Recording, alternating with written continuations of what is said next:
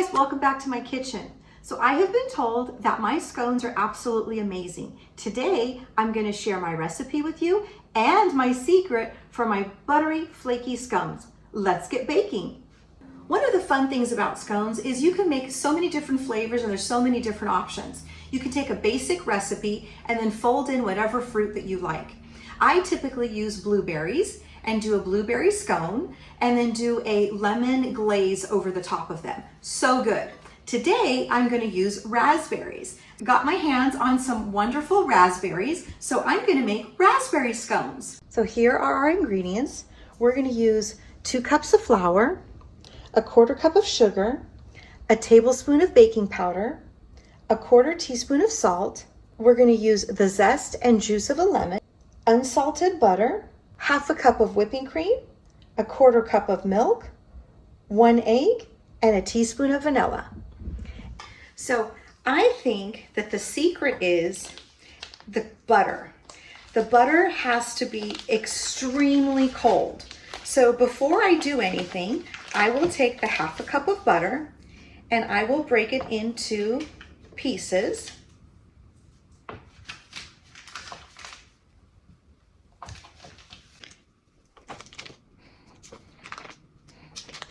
Okay, and I just keep it on the paper.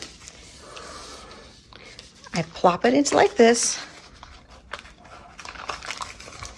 and I put it in the freezer, and I let it sit in the freezer while I get everything else made. I don't want to freeze the butter. I just want it as cold as possible. So into the freezer it goes. At this point, I'm going to go ahead and preheat my oven to 375 bake. So we're going to start by combining our dry ingredients. And for the dry ingredients, it's really nice to sift them. And I have found that instead of using a sifter, I just put one of these over the top of my measuring cup and sift it that way. It's a lot faster this way. So we're going to add the 2 cups of flour.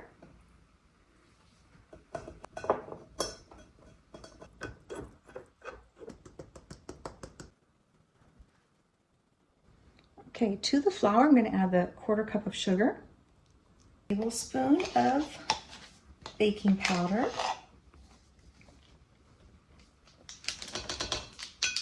and just a 1/4 teaspoon of salt. So those are our dry ingredients. I'm just going to fluff those together,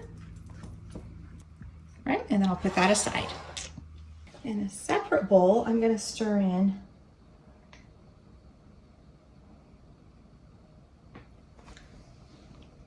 half a cup of whipping cream, a 1/4 cup of milk,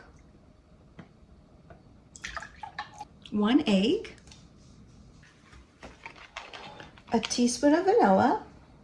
I typically just use the cap of the vanilla to measure out my teaspoon. Okay, I'm going to whisk this together. Okay, I'll set that aside and bring back our dry ingredients. And I'm going to take a lemon and just add a little bit of zest to it. Oh my gosh, it smells amazing. What a good lemon. Okay, and just enough. I mean, no measurement. I'm not going to use the full lemon. This lemon feels like it's very potent, so it's a good one. Okay, so I've got the lemon. Now I'm grabbing my butter out of the freezer. I'm going to add it to the dry ingredients, and I'm going to use this cutting tool to cut into it. So basically just kind of rocking it back and forth to cut the butter into the flour. I feel like adding super cold butter like this is what makes it nice and flaky. Every once in a while I just clear off the butter from the little cutting tool.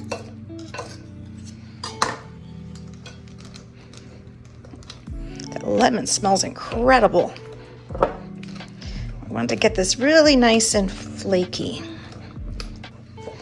Scones are so good because they're good for breakfast, they're good for anytime actually. Just grab a cup of coffee or a glass of milk and with the scone, and it's great. And like I said, they're so fun because you can just add different things to it. I mean, you can make chocolate chip scones, you could make lemon scones. Our favorite has been definitely blueberry scones. Well, maybe now it'll be raspberry scones. Who knows? I've never made raspberry ones before. See how it's getting just crumbly and flaky? That's what you're looking for. I think it's good. And see how nothing stuck to it? That's a sign that your flour is ready too, and that your butter is incorporated in well. Now I'm going to add our wet ingredients.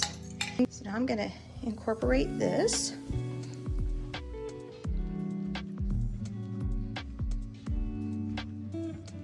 Get the wet and the dry ingredients all acquainted.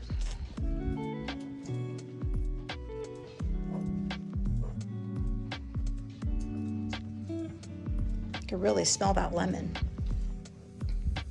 It looks like it's all turning into one big ball, and I have no dry flour left over.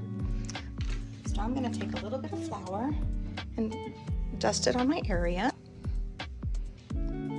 Okay, so now I'm going to get this down.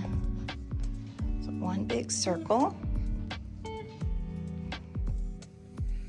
Okay, so now that it's all patted into one big circle, I'm going to add the raspberries. I'm not going to measure the raspberries, I'm just going to measure with my heart. Typically I use a container of blueberries. I think that's good. Then I'm going to push this raspberries into the dough. Now you don't want to cut up your fruit, whether it's the blueberries or not, because it will incorporate and break up in here. So I'm just going to combine those.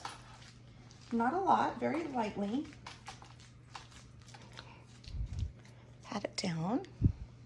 Take a large knife and just cut that into two.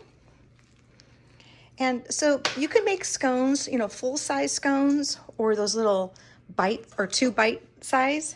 So I'm going to do both. So this one,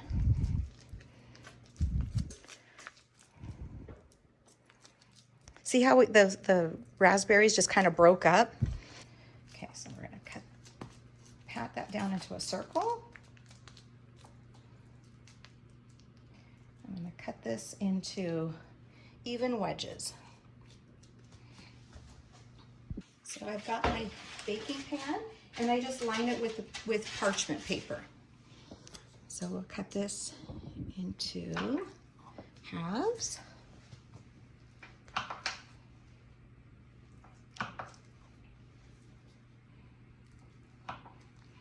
So that you get 8 scones.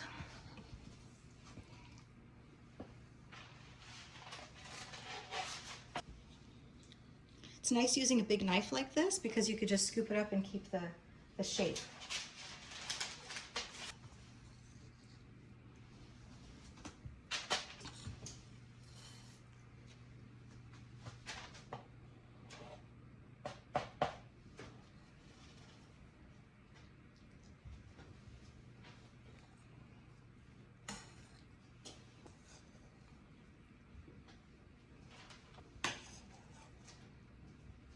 One, I'm going to make smaller scones. So I'm going to incorporate this, flatten it down. I might have gone overboard with the raspberries, but we'll see. They'll incorporate well into that. So this one, I'm going to go ahead and cut this and make 2, because I want these to be smaller.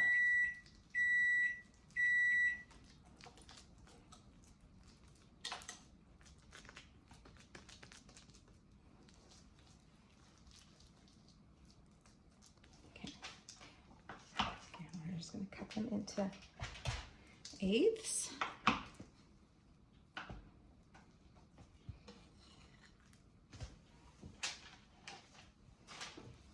I personally like the smaller ones.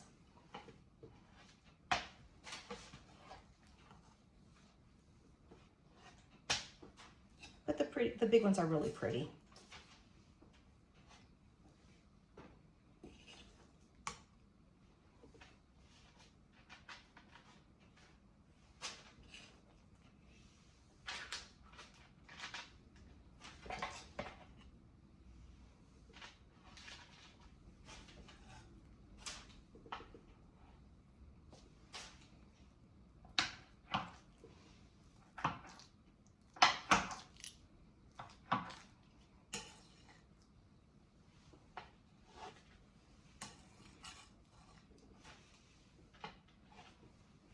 Using the big knife is so convenient.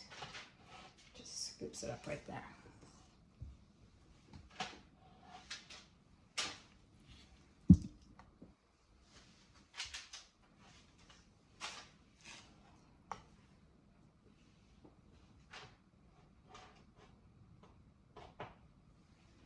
My baking dish is really filling up. I need to get them a little closer. So as you can see, I got a whole pan of scones. Now I'll just coat these with milk.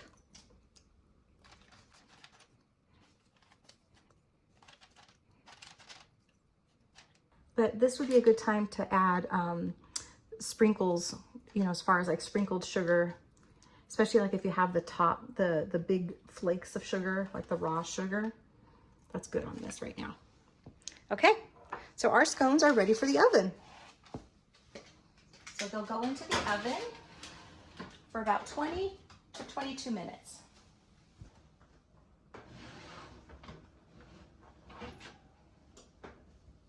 So we'll let these cool off and then we'll do the glaze. So these scones have cooled off, so now we're going to go ahead and make our glaze. Okay, and for the glaze, I'm going to take the juice of a lemon, and not very much, because if you add too much liquid, you will have to use so much powdered sugar, it's insane. So I'm going to use probably just a quarter of this lemon, and then if I need to, I can always add more, but it doesn't take much liquid to do this. Oh my gosh, it smells so good. Okay, so we're gonna, this is like 1/8 of it.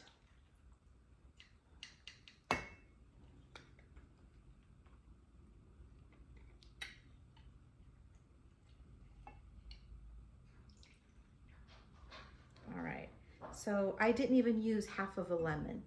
And again, it depends too on the type of lemon you have, whether it's a juicy lemon or not so juicy. This one was definitely juicy. Okay. Right. Add the powdered sugar.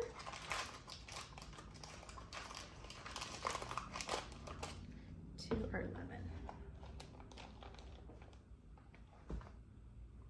I'll just slowly stir that in. And depending on what flavor you're making, you might not want to use lemon juice. You might want to use just milk and powdered sugar, and that does a wonderful glaze too. But in this case, I think that the lemon is going to enhance the raspberry. It's going to complement it well. I have a Meyer lemon tree planted, and I've already got some little lemons on there. So I'm really excited to have my own lemons. This lemon here I purchased at a local fruit stand. It was a very good lemon. It just smells so good. Okay, so I think that's a good consistency there. Maybe I'll just add a little bit more.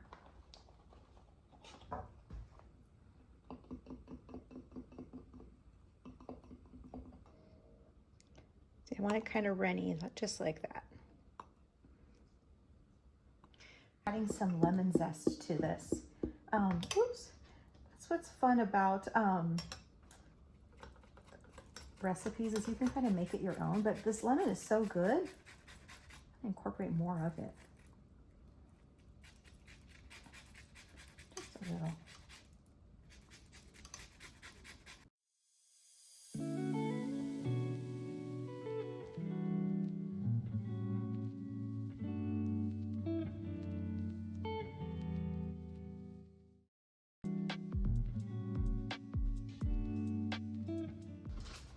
Let me show you the difference in sizes. So this is the scone if you just used half of the batter for for 2 circles. And then if you did it in 4, it's this size. I really like this size. I feel like it's just a nice little 2-bite scone. Just a pretty scone.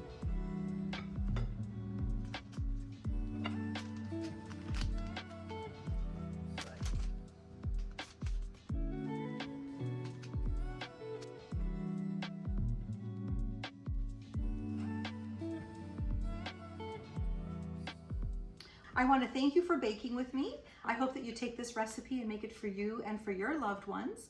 Grab a cup of coffee and enjoy a scone. Until next time, happy gardening.